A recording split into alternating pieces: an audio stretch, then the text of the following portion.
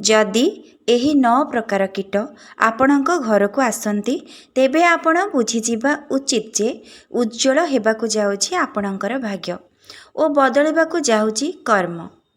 तेबे आसंतु ए वीडियो माध्यम रे जानिबा केउ 9 प्रकार जीव आपणक घर को आसिले आपणकर जीवन बदली जीव। वास्तुशास्त्र अनुसार जदि एही 9 जीवजंतु आपणक घर को आसंती किंबा आपणक घरे वास करती तेबे एहिथिरु आपणको जना पड़ी थाए कि आपणकर भाग्य चमकिबा पई जाउछि एवं आपणकर कर्म बदलिबा पई जाउछि। जेउ घरे किंबा जेउ घरर आखपाखरे एही जीवजंतु वास କରିବାକୁ लागନ୍ତି ସେହି ଘରକୁ ଖୁସି ଏବଂ ମୁଖ୍ୟ ସମୃଦ୍ଧି ଆସିବା ଆରମ୍ଭ କରିଦେଇଥାଏ। ତେବେ ବନ୍ଧୁମାନେ ଭିଡ଼ିଓଟି ଶେଷ ପର୍ଯ୍ୟନ୍ତ ନିହାତି ଶୁଣନ୍ତୁ। ଏହି 9 ପ୍ରକାର ଜୀବଜନ୍ତୁ ବହୁତ ଶୁଭ ବୋଲି ମନାଯାଇଥାଏ। ଯଦି ଏହି ଜୀବଜନ୍ତୁ ଆପଣଙ୍କ ଘରକୁ ଆସନ୍ତି କିମ୍ବା ଆପଣଙ୍କ ଘରକୁ ଆସି ରହିବା ପାଇଁ ଲାଗନ୍ତି ତେବେ ଆପଣ ବୁଝିଯିବା ଉଚିତ ଯେ ତା ମାତା ଲକ୍ଷ୍ମୀ ଆପଣଙ୍କ ଉପରେ ପ୍ରସନ୍ନ ଅଛନ୍ତି ଏବଂ ବହୁତ ଶୀଘ୍ର ମାତା ଲକ୍ଷ୍ମୀ ଆପଣଙ୍କ ଘରକୁ ଆଗମନ କରିବା ପାଇଁ ଯାଉଛନ୍ତି। ଯେଉଁ ଘରେ ମାତା ଲକ୍ଷ୍ମୀଙ୍କ ଆଶୀର୍ବାଦ ରହିଥାଏ ସେହି ଘରର ଆଖପାଖରେ ଏହି 9 କୀଟ ଅବଶ୍ୟ ଦେଖିବାକୁ ମିଳିଥାଏ। ଏହି ଜୀବଜନ୍ତୁ ଆପଣଙ୍କ ଘରକୁ ଆସିବା ବହୁତ ଶୁଭ ମନାଯାଇଥାଏ। ସେଥିପାଇଁ ଆପଣଙ୍କୁ ଏହି ଜୀବଜନ୍ତୁକୁ ଚିହ୍ନିବା ଅତି ଆବଶ୍ୟକ ଅଟେ। କାହିଁକି ନା ଆପଣ ଯଦି ଆପଣଙ୍କର ଅଜାଣତରେ ଏହି ଜୀବଜନ୍ତୁଙ୍କୁ କଷ୍ଟ ଦିଅନ୍ତି ଏବଂ ମାରନ୍ତି କିମ୍ବା ଘରୁ ବାହାର କରିଦିଅନ୍ତି ତେବେ ମାତା ଲକ୍ଷ୍ମୀ ଆପଣଙ୍କ ଉପରେ କ୍ରୋଧିତ ହୁଅନ୍ତି, ଯାହାଦ୍ୱାରା ଆପଣଙ୍କୁ ଆପଣଙ୍କ ଜୀବନରେ ବହୁତ ସାରା ଅସୁବିଧାର ସମ୍ମୁଖୀନ ହେବାକୁ ପଡ଼ିପାରେ। ସେଥିପାଇଁ ଯଦି ଆପଣଙ୍କ ଘରକୁ ଏହି ଜୀବଜନ୍ତୁ ଆସନ୍ତି ତେବେ ଏଥିରୁ ଏହା ଜଣାପଡ଼େ ଯେ ଏବେ ଆପଣଙ୍କ ଭାଗ୍ୟକୁ ଉଦୟ କରିବାରେ କେହି ଅଟକାଇ ପାରିବେ ନାହିଁ ଆଉ ଆପଣଙ୍କର ଖରାପ ଦିନର ଅନ୍ତ ହୋଇ ଭଲ ସମୟ ଆରମ୍ଭ ହେବାକୁ ଯାଉଛି ବୋଲି ଜାଣିବେ। ତେବେ ଚାଲନ୍ତୁ ଜାଣିବା ସେମାନେ କିଏ କିଏ। ସେହି ଜୀବଜନ୍ତୁ 9ଟି ଜୀବଜନ୍ତୁ ଘରକୁ ଆସିବା ଦ୍ୱାରା ଘର ଧନଧାନ୍ୟରେ ପରିପୂର୍ଣ୍ଣ ହୋଇଯାଇଥାଏ। ତା ପୂର୍ବରୁ ଯଦି ଆପଣ ଚାହୁଁଛନ୍ତି ମାତା ଲକ୍ଷ୍ମୀଙ୍କର ଆଶୀର୍ବାଦ ଆପଣଙ୍କ ଉପରେ ତେବେ ମୋ ଚ୍ୟାନେଲକୁ ନିହାତି ସବସ୍କ୍ରାଇବ୍ କରି କମେଣ୍ଟରେ ଜୟ ମାତା ଲକ୍ଷ୍ମୀ ନିହାତି ଲେଖନ୍ତୁ ଏବଂ ଭିଡ଼ିଓଟି ଶେଷ ପର୍ଯ୍ୟନ୍ତ ଦେଖନ୍ତୁ, ନହେଲେ ଆପଣ ଜାଣିପାରିବେ ନାହିଁ ସେହି 9ଟି ଜୀବଜନ୍ତୁ କିଏ। 1ରେ ଯଦି ଆପଣଙ୍କ ଘରକୁ କିମ୍ବା ଆପଣଙ୍କ ଛାତ ଉପରକୁ ପେଚା ଆସିଥାଏ ତେବେ ଏହାକୁ ବହୁତ ଶୁଭ ସଂକେତ ବୋଲି ମନାଯାଇଥାଏ। ମାତା ଲକ୍ଷ୍ମୀଙ୍କର ସବୁଠାରୁ ପ୍ରିୟ ପକ୍ଷୀ ପେଚା। ପେଚା ଆସିବା ଦ୍ୱାରା ଘରେ ଧନ ଦୌଲତ ଏବଂ ବୃଦ୍ଧିର ସଂକେତ ମିଳିଥାଏ। ଯଦି ଆପଣଙ୍କ ଘରର ଛାତ ଉପରେ ପେଚା ଆସି ବସିଥାଏ ତେବେ ଏହାର ଅର୍ଥ ହେଉଛି ଆପଣଙ୍କୁ ଧନ ପ୍ରାପ୍ତି ହେବାର ଅଛି ଏବଂ ମାତା ଲକ୍ଷ୍ମୀ ଆପଣଙ୍କ ଘରେ ବିରାଜମାନ ହୋଇଛନ୍ତି ଏବଂ ଆପଣଙ୍କର ବହୁତ ଦିନରୁ ଅଟକି ଯାଇଥିବା କାମ ଆରମ୍ଭ ହେବାକୁ ଯାଉଛି। 2ରେ ହେଉଛି ଦର୍ଶକ ବନ୍ଧୁ ରଙ୍ଗ ବେରଙ୍ଗର ସୁନେଲି ପ୍ରଜାପତି ବହୁତ ଶୁଭ ସଂକେତ ଧରି ନିଜ ସହିତ ଚାଲିଥାନ୍ତି। ଯଦି ସୁନେଲି କିମ୍ବା ବିଭିନ୍ନ ରଙ୍ଗର ପ୍ରଜାପତି ଆପଣଙ୍କ ଘରକୁ ଆସିଥାନ୍ତି ଏବଂ ଏମିତି ପ୍ରଜାପତି ଆପଣଙ୍କୁ ବାରମ୍ବାର ଦେଖାଯାଉଥାଏ, ଏମିତି ପ୍ରଜାପତି ଯଦି ବହୁତ ସୁନ୍ଦର ମନମୋହକ ହୋଇଥିବେ ତେବେ ଆପଣ ବୁଝିଯାଆନ୍ତୁ ଯେ ଯେଉଁଭଳି ସେହି ପ୍ରଜାପତି ରଙ୍ଗ ବେରଙ୍ଗୀ ହୋଇଥାଏ ଠିକ୍ ସେହିପରି ଆପଣଙ୍କ ଜୀବନ ମଧ୍ୟ 7 ରଙ୍ଗୀରେ ଏବଂ ସୁଖ ସମୃଦ୍ଧି ଭରିଯିବ। ପ୍ରଜାପତି ଘରକୁ ଆସିବା ସମସ୍ତ ପ୍ରକାର ଖୁସି ଏବଂ ଶାନ୍ତିର ଆଗମନ ସଂକେତ ଦେଇଥାଏ। ତେଣୁ ପ୍ରଜାପତିର ଆଗମନକୁ ବହୁତ ଶୁଭ ବୋଲି ମନାଯାଇଥାଏ। ବାସ୍ତୁଶାସ୍ତ୍ରରେ ମଧ୍ୟ ଏହି ବିଷୟରେ ବହୁତ ବିସ୍ତୃତ ଭାବରେ ଉଲ୍ଲେଖ କରାଯାଇଛି। ପ୍ରଜାପତି ଘରକୁ ଆସିବା ଘରେ ଧନ ଓ ଖୁସିର ଆଗମନର ସଂକେତ। ଏପରି ଘରେ ମାତା ଲକ୍ଷ୍ମୀଙ୍କର ସର୍ବଦା ବାସ ହୋଇଥାଏ। ଏଥିପାଇଁ ଯଦି ଆପଣଙ୍କ ଘରକୁ ପ୍ରଜାପତି ଆସେ ତେବେ ଆପଣ ବୁଝିଯିବା ଉଚିତ ଯେ ଆପଣଙ୍କର ଖରାପ ସମୟ ବହୁତ ଜଲ୍ଦି ଶେଷ ହେବାକୁ ଯାଉଛି ଏବଂ ଆଜିଠୁ ଆପଣଙ୍କର ଭଲ ସମୟ ଆରମ୍ଭ ହୋଇଗଲା। ଆପଣଙ୍କର ଘରେ ଘରେ ରହିଥିବା ଦାରିଦ୍ର୍ୟତାର ମଧ୍ୟ ଅନ୍ତ ହେବାକୁ ଯାଉଛି ଏବଂ ମାତା ଲକ୍ଷ୍ମୀଙ୍କ ସହିତ କୁବେର ମହାରାଜାଙ୍କ କୃପା ବି ହେବାକୁ ଯାଉଛି ଏବଂ ସମ୍ବନ୍ଧୀୟ ସମସ୍ତ କାର୍ଯ୍ୟ ଆପଣଙ୍କର ସଫଳ ହେବାକୁ ଯାଉଛି।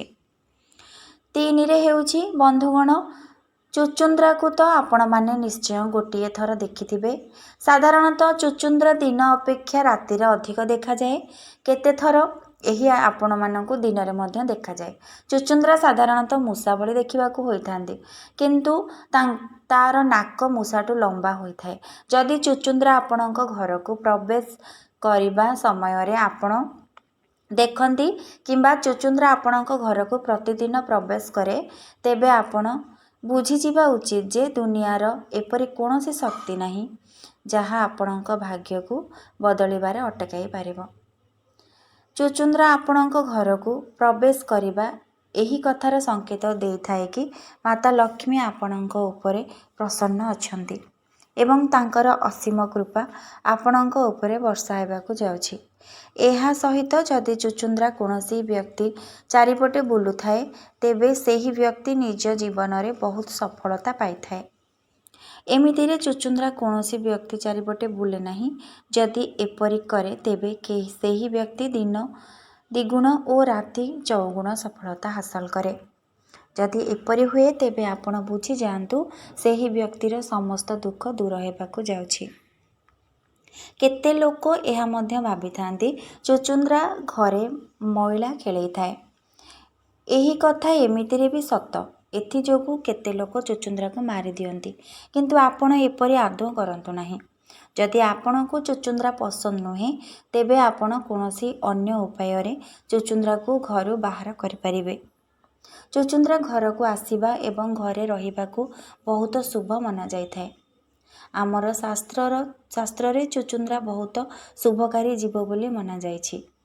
ଚୁଚୁନ୍ଦ୍ରାକୁ ସ୍ୱପ୍ନରେ ଦେଖିବା ବହୁତ ଶୁଭ ମନାଯାଇଥାଏ। ସେମାନେ ଆସିବା ଦ୍ୱାରା ଆପଣଙ୍କ ଭାଗ୍ୟରେ ଚାରଚାନ୍ଦ ଲାଗିଯାଇଥାଏ। ତେବେ ଚୁଚୁନ୍ଦ୍ରା ଘରେ ରହିଲେ ନିହାତି ବହୁତ ଶୁଭ। 4 ନମ୍ବରରେ ହେଉଛି ସାଙ୍ଗମାନେ, ଯଦି ଆପଣଙ୍କ ଘରେ କିମ୍ବା ଘରର ଛାତରେ ନୀଳ ରଙ୍ଗର ଶୁଆ ଦେଖାଯାଏ, ତେବେ ଏହାକୁ ବହୁତ ଶୁଭ ସଂକେତ ମନାଯାଇଥାଏ। ଶାସ୍ତ୍ରରେ କୁହାଯାଇଛି ଶୁଆ ଦେଖାଯିବା କୌଣସି କାମରେ ବଡ଼ ସଫଳତା ପ୍ରତୀକ ହୋଇଥାଏ। ସେଥିପାଇଁ ସାଙ୍ଗମାନେ, ଯଦି ଆପଣଙ୍କର କିଛି ନୂଆ କାମ ଆରମ୍ଭ କରିବା ପାଇଁ ଯାଉଛନ୍ତି, ତେବେ ବୁଝିଯାଆନ୍ତୁ ଆପଣଙ୍କୁ ସେହି କାମରେ ସଫଳତା ମିଳିବାକୁ ଯାଉଛି। 5 ନମ୍ବରରେ ଅଛି ଝିଟିପିଟି। ସାଙ୍ଗମାନେ, ଝିଟିପିଟି ବହୁତ ଶୁଭ କୁହାଯାଇଛି। ଝିଟିପିଟିକୁ ମାତା ଲକ୍ଷ୍ମୀଙ୍କର ପ୍ରତୀକ ବୋଲି ମଧ୍ୟ ମନାଯାଇଥାଏ, କିନ୍ତୁ କେତେ ଲୋକ ଝିଟିପିଟିକୁ ଘୃଣା କରିଥାନ୍ତି। ଝିଟିପିଟି ଘରେ ରହିବାକୁ ସେମାନେ ଆଦୌ ପସନ୍ଦ କରନ୍ତି ନାହିଁ। ସେମାନେ ଝିଟିପିଟିକୁ ମାରିଦିଅନ୍ତି, କିନ୍ତୁ ଝିଟିପିଟିକୁ ମାରିବା ଆଦୌ ଭଲ ନୁହେଁ। ଏମିତିରେ ଘରେ ଝିଟିପିଟି ଦେଖାଯିବା କୌଣସି ବଡ଼ କଥା ନୁହେଁ, କିନ୍ତୁ ବହୁତ ସାରା ଝିଟିପିଟି ଏକ ସାଥିରେ ଦେଖାଯିବା ଏହାକୁ ବହୁତ ଶୁଭ ସଂକେତ କୁହାଯାଏ। ଯଦି ଆପଣ 3ଟି ଝିଟିପିଟିକୁ ଏକା ସାଥିରେ ଦେଖୁଛନ୍ତି, ତେବେ ବୁଝିଯିବା ଉଚିତ ଯେ ଆପଣଙ୍କ ଧନୀ ହେବାରେ ସମୟ ଆସିଗଲା। ବିଷ୍ଣୁ ପୁରାଣରେ କୁହାଯାଇଛି, ଯଦି ଆପଣ ପୂଜା କରୁଛନ୍ତି, ସେହି ସମୟରେ ଯଦି ଆପଣ ଆଖପାଖରେ ଝିଟିପିଟି ଦେଖୁଛନ୍ତି, ତେବେ ଏହା ଆପଣଙ୍କର ଭାଗ୍ୟ ଉଦୟ ହେବାର ସଂକେତ ଦେଇଥାଏ। ଆପଣଙ୍କ ଘରକୁ ମାତା ଲକ୍ଷ୍ମୀଙ୍କର ଆଗମନ ହେବାକୁ ଯାଉଛି। ଏହା ବହୁତ ଭଲ ସଂକେତ ହୋଇଥାଏ। ଏହା ସହିତ ଯଦି ଆପଣଙ୍କୁ କୌଣସି ଲାଞ୍ଜ କଟିଯାଇଥିବା ଝିଟିପିଟି ଦେଖାଯାଏ, ତେବେ ଏହା ଆପଣଙ୍କର ଜୀବନ ପରିବର୍ତ୍ତନର ସନ୍ଦେଶ ହୋଇଥାଏ। ଆପଣଙ୍କ ଜୀବନରେ ଚାଲିଥିବା ଏବେ ସମସ୍ତ ଅସୁବିଧାର ଅନ୍ତ ହେବାକୁ ଯାଉଛି। ମାତା ଲକ୍ଷ୍ମୀଙ୍କ ଆଗମନ ବହୁତ ଶୀଘ୍ର ହେବାକୁ ଯାଉଛି ଏବଂ କୁବେର ମହାରାଜଙ୍କ କୃପା ଆପଣଙ୍କୁ ପ୍ରାପ୍ତ ହେବାକୁ ଯାଉଛି। 6 ନମ୍ବରରେ ହେଉଛି ଦର୍ଶକ ବନ୍ଧୁ, ପିମ୍ପୁଡ଼ି ବହୁତ ଶୁଭ ସଂକେତ ନେଇ ଆସିଥାଏ। ଶାସ୍ତ୍ର ଅନୁଯାୟୀ ଯଦି ପିମ୍ପୁଡ଼ି ପୂର୍ବ ଦିଗକୁ ମୁହଁରେ ଭୋଜନ ନେଇ ଯାଉଥିବ, ତେବେ ଏହାକୁ ବହୁତ ଶୁଭ ସଂକେତ ମନାଯାଇଥାଏ। ଏହି ସଂକେତ ଆପଣଙ୍କୁ ଦର୍ଶାଇଥାଏ କି ଆପଣଙ୍କ ଭାଗ୍ୟ ବହୁତ ଶୀଘ୍ର ଚମକିବାକୁ ଯାଉଛି। ଆପଣଙ୍କର ଦୁଃଖର ଦିନ ଏବେ ଚାଲିଯିବ ଏବଂ ଆପଣଙ୍କ ଜୀବନରେ କେବଳ ଖୁସି ହିଁ ଖୁସି ହେବ। ଏଥିରୁ ଆପଣଙ୍କୁ ଜଣାପଡ଼ିଥାଏ କି ଏବେ ଆପଣଙ୍କ ପରିବାରର ଉନ୍ନତି ହେବାକୁ ଯାଉଛି। ଯଦି ଆପଣଙ୍କ ପରିବାରରେ କୌଣସି ବାଦ ବିବାଦ ଚାଲିଛି ତେବେ ତାହା ମଧ୍ୟ ଶେଷ ହେବାକୁ ଯାଉଛି। ଯଦି ପିମ୍ପୁଡ଼ି ଦକ୍ଷିଣ ଦିଗ ଆଡ଼କୁ ଯାଉଥିବାର ଆପଣଙ୍କୁ ଦେଖାଯାଉଥାଏ କିମ୍ବା ପିମ୍ପୁଡ଼ି ମେଳ ଆପଣଙ୍କୁ ଘରର ମୁଖ୍ୟ ଦ୍ୱାରକୁ ଘରକୁ ପ୍ରବେଶ ଦେଖାଯାଉଥାଏ ତେବେ ଏହା ବହୁତ ଶୁଭ ସଂକେତ ହୋଇଥାଏ। ଏହାଦ୍ୱାରା ମାତା ଲକ୍ଷ୍ମୀ ସ୍ୱୟଂ ଆପଣଙ୍କ ଘରକୁ ପ୍ରବେଶ କରିବାକୁ ଯାଉଛନ୍ତି। ଆପଣଙ୍କ ଘରକୁ ଧନର ବର୍ଷା ହେବାକୁ ଯାଉଛି। ସେଥିପାଇଁ ମନେ ରଖନ୍ତୁ, ଆପଣ କିମ୍ବା ଆପଣଙ୍କର ପରିବାରର କୌଣସି ସଦସ୍ୟଙ୍କ ପାଦ ତଳେ ଯେପରି ପିମ୍ପୁଡ଼ି ନ ଆସନ୍ତି। ସେହି ପିମ୍ପୁଡ଼ିକୁ ଅଟାରେ ଚିନି ମିଶାଇ ଖାଇବାକୁ ଦିଅନ୍ତୁ, ଯାହାଦ୍ୱାରା ଆପଣଙ୍କ ପୁଣ୍ୟ ମିଳିବ। ଯଦି ପିମ୍ପୁଡ଼ି ଆପଣଙ୍କର ଘରର କୌଣସି କୋଣରେ ଘର କରିଛନ୍ତି ତେବେ ଆପଣମାନେ କେବେ ବି ସେଠାରେ ପାଣି ପକାଇବା ଉଚିତ ନୁହେଁ। ଏହା ବହୁତ ଅଶୁଭ ହୋଇଥାଏ। ତେବେ ଏହି ସଂକେତ ଗୁଡ଼ିକ ନିହାତି ଧ୍ୟାନର ସହିତ ଶୁଣନ୍ତୁ। ଏହି ଜୀବଜନ୍ତୁଙ୍କ କଥା ଶେଷ ପର୍ଯ୍ୟନ୍ତ ନିହାତି ଶୁଣନ୍ତୁ। 7 ନମ୍ବରରେ ହେଉଛି ମୂଷା ଆପଣଙ୍କ ଘରକୁ ଦୁଃଖ ଏବଂ ଦାରିଦ୍ର୍ୟତା ଆଣିଥାଏ। ସେଥିପାଇଁ ମୂଷାକୁ କେବେ ଘରେ ରଖନ୍ତୁ ନାହିଁ।